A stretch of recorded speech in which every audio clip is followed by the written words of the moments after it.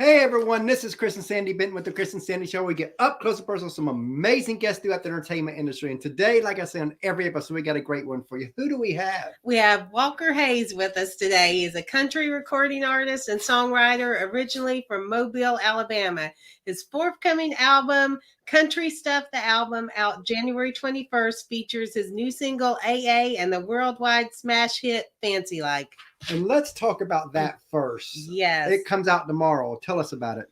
Yes. I can't wait, guys. You know, it's just a big relief, I think. I probably speak on behalf of most artists. I've lived with these songs many years. You know, Craig is 5 years old. DeLorean is 4 years old. You know, Fancy Like not so old. It's pretty young, but you know, it's just it's exciting. Finally, let the world hear them. And honestly, you as an artist, you can get it off your plate and move on. You know, you can begin to work on the next stuff. And right. But I think this album is special. I think the world could use some of the humanity, you know, expressed on this album. Is very, very honest. And I'm just honored to be a part of it. I mean, I'm one writer of many on this album, so it's not just me. I'm one singer of many. There's a lot of collabs. You know, there's Mercy Me, Jake Owen, Carly Pierce, Lori McKenna. So much talent on this album, and so just humbled that I have this job and that is finally out. You know. Now you're talking about how long it took. I want to go there a little bit, because you know a lot of people, they see the glory in what you do and what Blake and Miranda and all of them do. They don't see the grind, the sacrifice, the tears, the struggles it takes to get there. And I know you've been in Nashville for 17 years, and now you're really blowing up.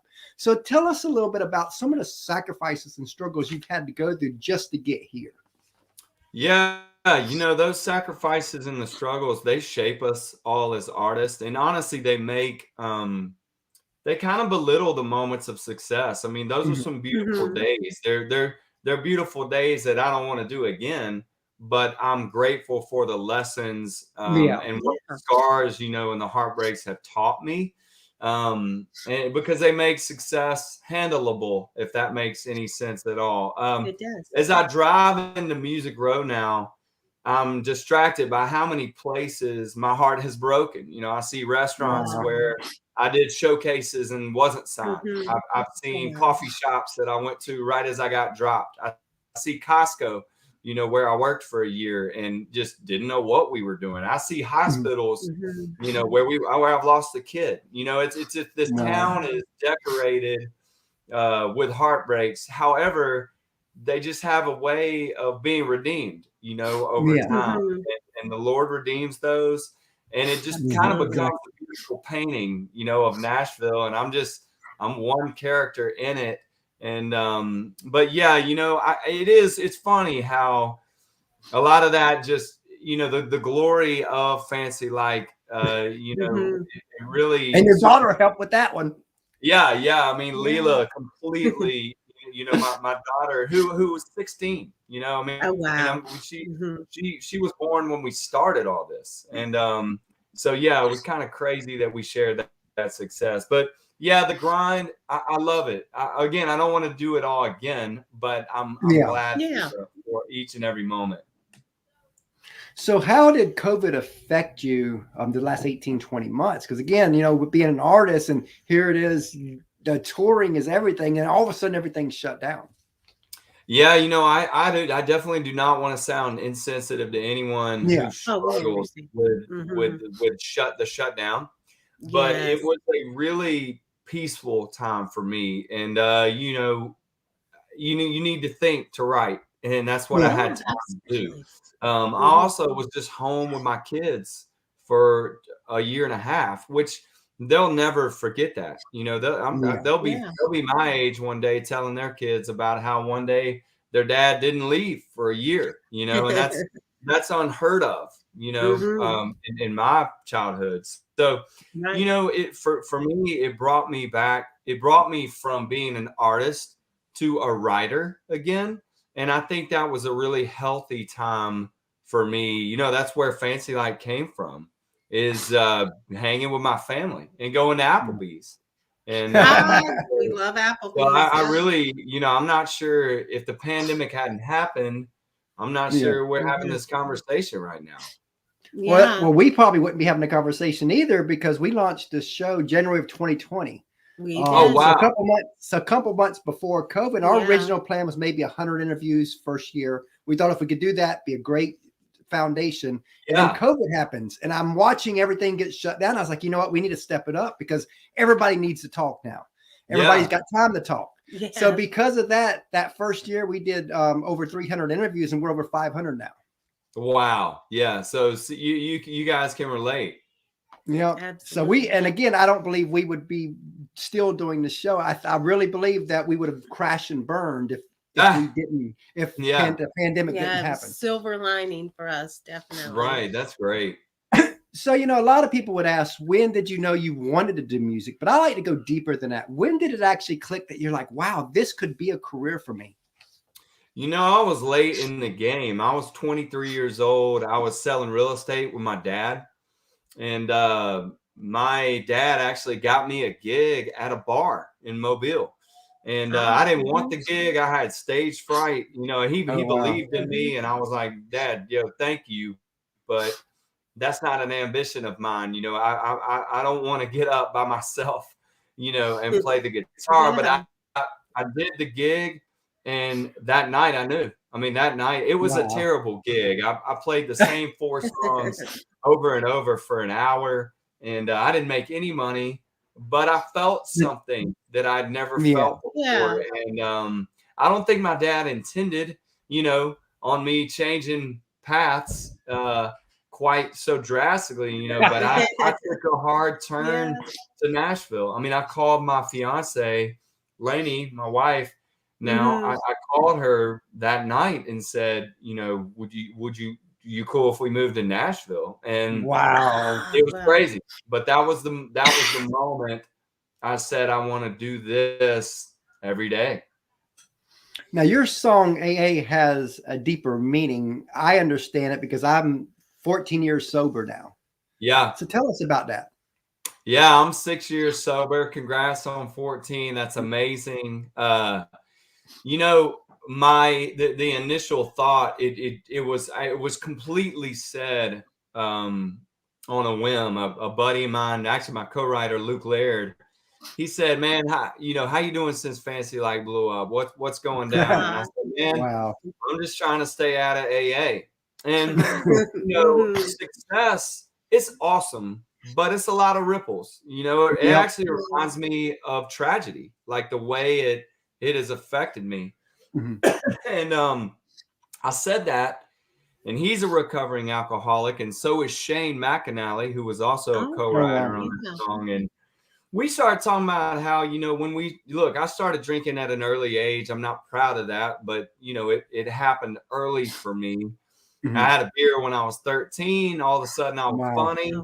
I was brave, and it changed my life. I said, I need that every day. I need that every weekend, and, but and you, Chris, you could probably relate. The end goal was to not go to rehab. It wasn't like I picked up that beer thinking, oh, one day I will need AA. And so that's what the song means. It's kind of a list of things that we really, there are only so much in our control, being a great dad. I can be a wonderful dad, but that doesn't mean my kids aren't going to mess up, And the same with being a husband. Like I can be the husband my wife deserves for a few minutes, but I'm weak. I'm messed up. I'm not flawless. And so I'm going to let her down. And she married up. And, and so to me, that song is just about embracing the things that we can only do our best.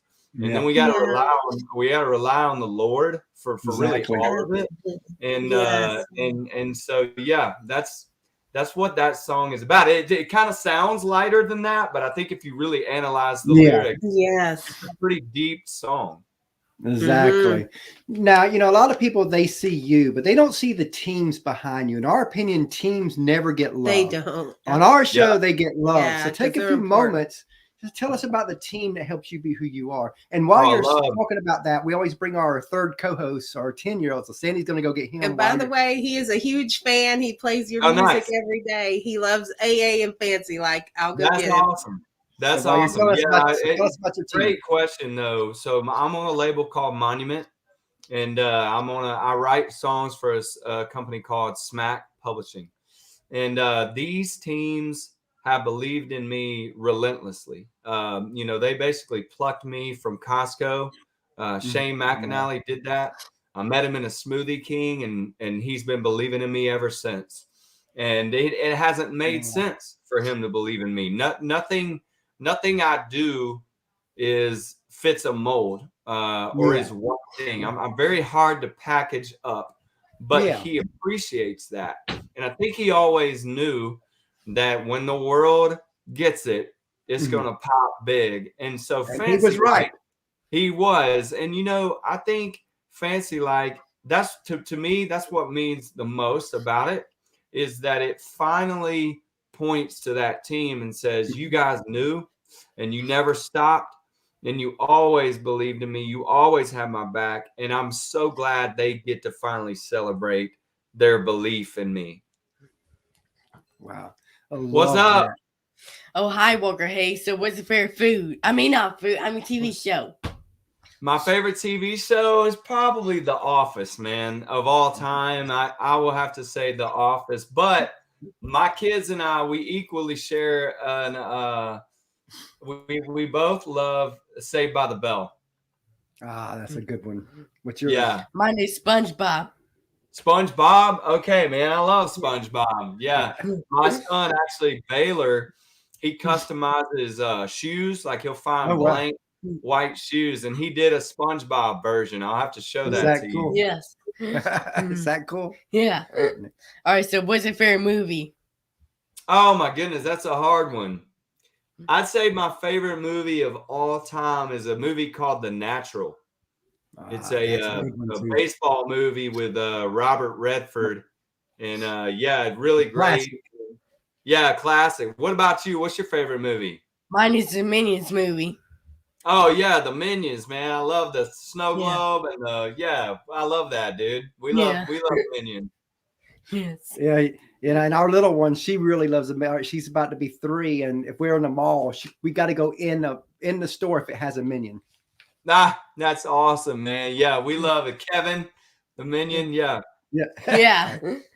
All right, bye. Bob, what is it? Kevin, Kevin and Bob, and there's one more. Yeah, Which Stuart, yeah, Kevin, Bob, and Stuart. Main That's 3. Awesome. Yeah. Like Jesus Christ, right? With his 3. Exactly. That's awesome. That's awesome. Yeah. All right. Bye. Thanks. See you. Good hanging with you. But yeah, he definitely loves you and all that. He listens to the stuff all the time. That's great. So what's next for you? Yeah, shoot, I don't know. We just I just continue to create. That's kind of my bread and butter, is just creating content and making new songs, and then my team kind of helps me sift through the songs, because they're not all good. And we try to pluck the great ones, and the ones that have the most purpose, and because there's a you can put too many out, you really, I want to find that rhythm that where each song can have a life that it deserves. And so we're working on new material. We got the Fancy Like tour. We start that next week. So and we would love to have back you and your daughter come on the show and talk. Oh yeah, that'd be great. Yeah. But they're speaking of my daughter, there's new TikTok dances coming. So get ready. Awesome. We look forward to that. We've got one last question, and Sandy, I'll take the last one. What would you like for your legacy to be in music? What would you like to be most known and remembered for? Oh my gosh. I mean, I need a lot of Holy Spirit for this to happen. But I just want people to say, somehow when people reflect on my body of work or me, I just hope they see Christ. I don't Amen. I don't like have the way to do that. You know, I don't think I figured that out. I think he does that. And I think, and I noticed that, you know, I'm really encouraged when I feel like I'm able to be a light, and that's from him, and that's because of Jesus. And so really that would be cool. You know, that'd be awesome. Awesome. And that's about it. That's first and foremost. So tell everybody where they can find your album tomorrow. Yes. Yeah, you know, it's everywhere. I mean, it's all over the place. I mean, anywhere you can stream it, it'll be there. Country Stuff, the album, iTunes, Amazon Music, all the good places, wherever you get music. And yeah, please just go listen to the new version of Craig with Mercy Me. If you're gonna listen to one song, just check that out. Awesome. Love that. And we Love really it. enjoyed having the show today. We did. And we look forward to having you and your daughter back for a long version interview. Yes. Let's go. Hey, thank you guys. Y'all have a good rest of your day. So much. All right, You too. Bye. Thanks for your time. Bye. See you.